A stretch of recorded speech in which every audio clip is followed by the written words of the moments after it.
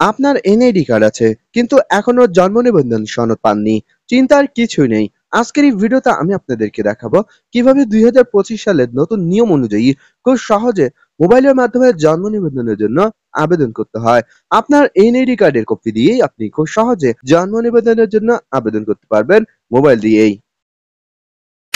চলুন কথা না বাড়িয়ে দেখে নেই জন্ম নিবন্ধন করতে হলে কোন কোন কাগজপত্র বা ডকুমেন্টের প্রয়োজন রয়েছে এবং কিভাবে জন্ম নিবন্ধনের জন্য আবেদন করতে হয়। জন্ম নিবন্ধনের জন্য আবেদন করতে হলে প্রথমত আপনাদেরকে গুরুত্বপূর্ণ একটি জিনিস জানতে হবে। যাদের বয়স 18 বছর বা তার বেশি, যাদের এনআইডি কার্ড আছে কিন্তু জন্ম নিবন্ধনের কোনো রেকর্ড নেই, সেক্ষেত্রে তাদের নিয়মটি কিন্তু কিছুটা ভিন্ন। যদি আপনার জন্ম হয় 2001 সালের আগে, শুধু নিজের এনআইডি কার্ড থাকলেই আপনি আবেদন করতে পারবেন। এক্ষেত্রে পিতামাতার জন্ম নিবন্ধনের প্রয়োজন নেই, তবে পিতামাতার এনআইডি কার্ডের কপি দিতে হবে। যদি আপনার জন্ম 2001 সালের পরে হয়ে থাকে তাহলে নিয়ম অনুযায়ী পিতামাতার এনআইডি কার্ড এবং জন্ম নিবন্ধনের সনদ অবশ্যই প্রয়োজন হবে। তাই যদি 2001 সালের পরে জন্মগ্রহণ করে থাকেন কিন্তু আপনার পিতামাতার জন্ম নিবন্ধন না থাকে, সেক্ষেত্রে আপনাদেরকে আগে পিতামাতার জন্ম নিবন্ধন তৈরি করে নিতে হবে।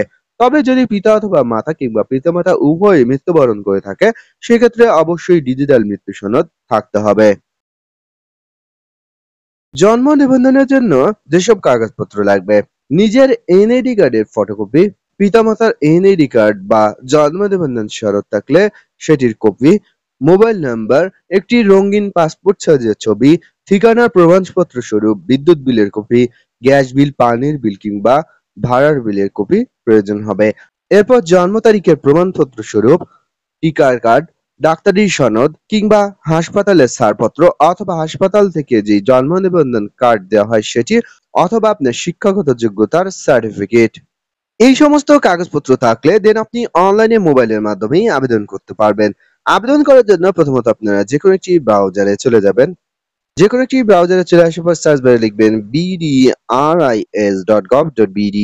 ওয়েবসাইটের লিংক আপনাদের সুবিধার্থে আমি ভিডিও ডেসক্রিপশনে দিয়ে রাখবো। সেখানে ক্লিক করলে আপনারা ওয়েবসাইটটিতে প্রবেশ করতে পারবেন। ওয়েবসাইটে প্রবেশ করার পর এখন আপনাকে উপরে যে থ্রি ডট রয়েছে সেখানে ক্লিক করতে হবে।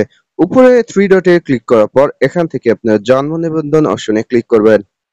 জন্ম নিবন্ধন অপশনে ক্লিক করার পর আপনি নিম্নলিখিত কোন ঠিকানায় জন্ম নিবন্ধনের জন্য আবেদন করতে চান সেটি এখানে লিখুন। এখানে রয়েছে জন্মস্থান এবং স্থায়ী ঠিকানা।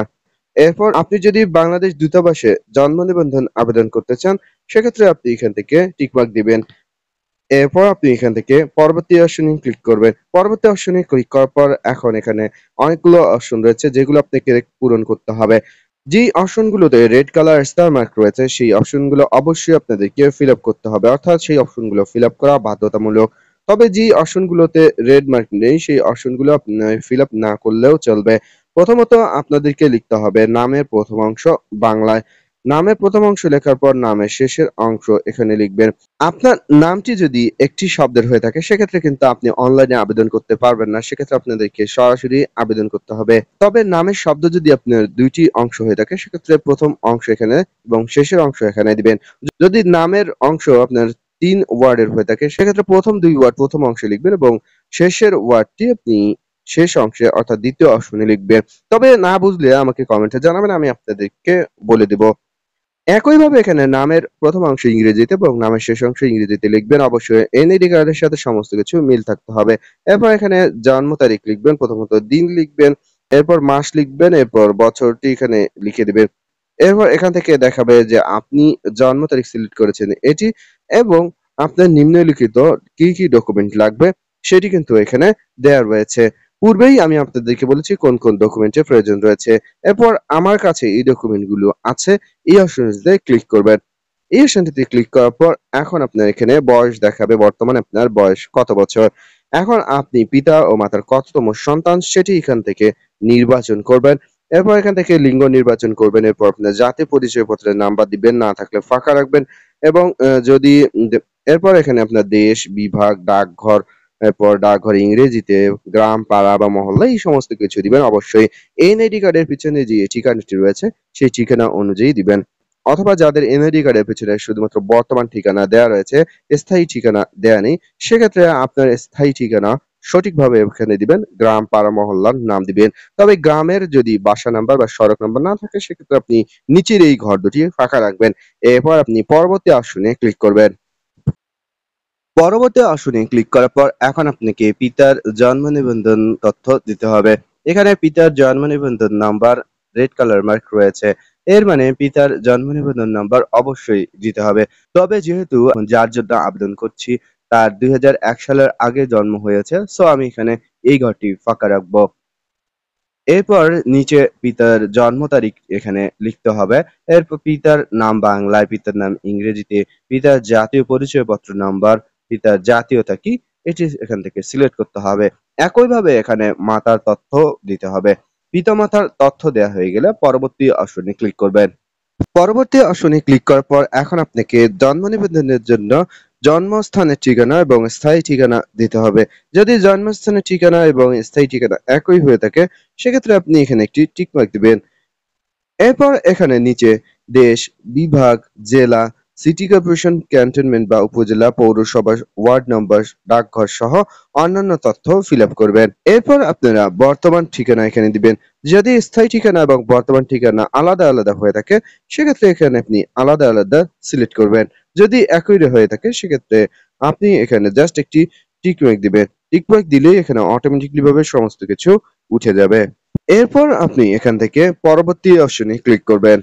পরবর্তী অপশনে ক্লিক করার পর প্রার্থী যদি ১৮ বছরের নিচে হয়ে থাকে সেক্ষেত্রে পিতামাতা বা আইনানুগ অভিভাবক বা বিধি ৯ এর ক্ষমতাপ্রাপ্ত ব্যক্তি নিচে প্রত্যয়নপত্র, স্বাক্ষর, টিপসই সহ প্রদান করতে হবে।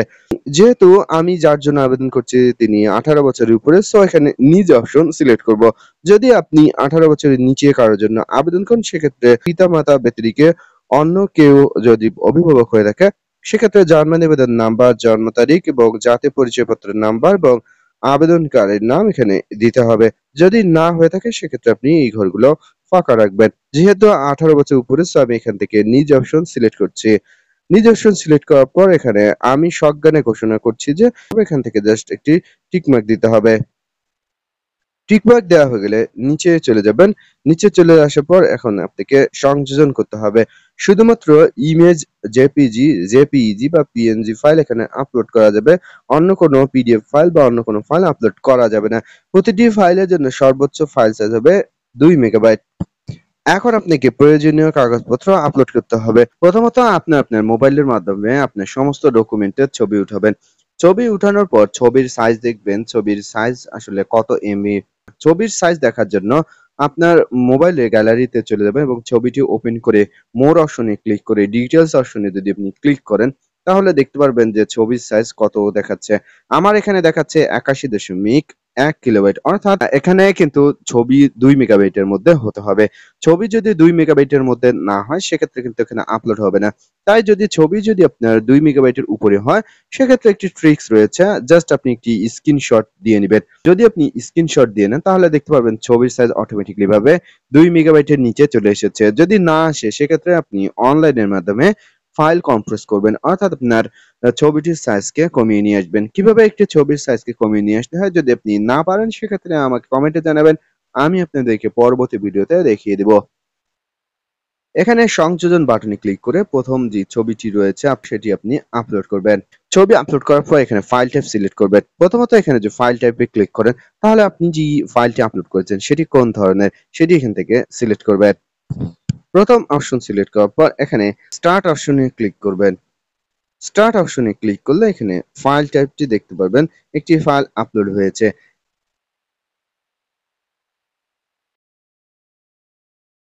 পরবর্তী অপশনে ক্লিক করার পর আপনি যে ফর্মটি ফিল আপ করেছেন সমস্ত তথ্য এখন দেখাবে। সমস্ত তথ্য ভালো করে চেক করবেন কোথাও কোনো ভুল রয়েছে কিনা। এরপর আপনি নিচে চলে আসবেন। নিচে চলে আসার পর বাংলাদেশের ক্ষেত্রে মোবাইল নাম্বার এবং বিদেশে অবস্থিত বাংলাদেশ দূতাবাসের ক্ষেত্রে ইমেল আইডি দিতে হবে। যেহেতু আমি বাংলাদেশ থেকে আবেদন করব, সো আমি এখান থেকে ফোন নাম্বার দিব। ফোন নাম্বার দেওয়ার পর এখানে ওটিপি পাঠানো অপশনে ক্লিক করবেন।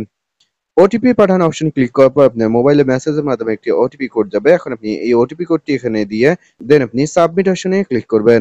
সাবমিট অপশনে ক্লিক করার পর সাকসেসফুলি আপনার আবেদনটি সাবমিট হবে।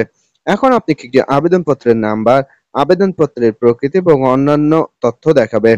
আপনি কোন কার্যালয়ের অধীনে আবেদন করেছেন সেটি কিন্তু এখানে চলে আসবে।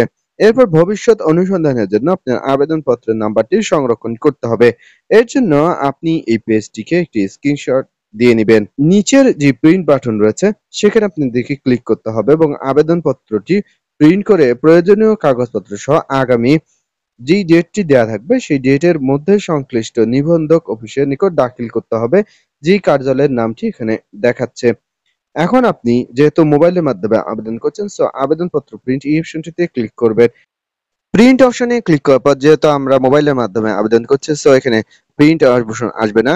এখান থেকে আপনারা সেভ পিডিএফ এই অপশনটিতে ক্লিক করে আপনার পিডিএফটি সেভ করে নিবেন এবং পরবর্তীতে আপনি মোবাইলের মাধ্যমে সেটিকে প্রিন্ট করে নিবেন। যদি আপনি আমার মতো ফাইলটি সেভ করতে না পারেন, সেক্ষেত্রে আপনি পরবর্তীতে কম্পিউটারের দোকান থেকে প্রিন্ট করে নিবেন। কম্পিউটারের দোকানে গিয়ে জন্ম নিবন্ধনের ওয়েবসাইটে আপনি প্রবেশ করতে বলবেন। এরপর উপরে থ্রি ডটে ক্লিক করে জন্ম নিবন্ধন অপশনে ট্যাপ করে ধরে রেখে এখান থেকে কতগুলো সাব মেনু চলে আসবে। সাব মেনু থেকে সর্বশেষে দেখতে পারবেন জন্ম নিবন্ধন আবেদনপত্র প্রিন্ট, এখানে ক্লিক করবেন। এখানে ক্লিক করার পর আবেদনের ধরন, এখানে জন্ম নিবন্ধনের জন্য আবেদন দেওয়া রয়েছে। এরপর এখানে অ্যাপ্লিকেশন আইডি, যেই আইডিটি আপনাকে মেসেজের মাধ্যমে দেওয়া হয়েছে কিংবা যেই আইডি আমরা আবেদন শেষে স্ক্রিনশট নিয়ে নিচ্ছিলাম সেই আইডিটি এখানে দিবেন। এরপর জন্ম তারিখ দিবেন। এরপর প্রিন্ট বাটনে ক্লিক করলে কিন্তু ফাইলটি চলে আসবে এবং কম্পিউটারের মাধ্যমে আপনি সেটিকে প্রিন্ট করতে পারবেন। প্রিন্ট করার পর পরবর্তীতে যে ডেটটি দেয়া থাকবে সেই ডেটের মধ্যে আপনার নির্দিষ্ট কার্যালয়ে গিয়ে জমা দিতে হবে। জমা দেওয়ার ৭ থেকে ১৪ দিনের মধ্যে আপনার জন্ম নিবন্ধনটি হয়ে যাবে এবং কোনো সমস্যা থাকলে আপনাদেরকে মেসেজের মাধ্যমেই জানিয়ে দেওয়া হবে। এই বিষয়টি নিয়ে যদি আপনাদের কোনো মতামত প্রশ্ন থেকে থাকে অবশ্যই আমাকে কমেন্টে জানাতে পারেন।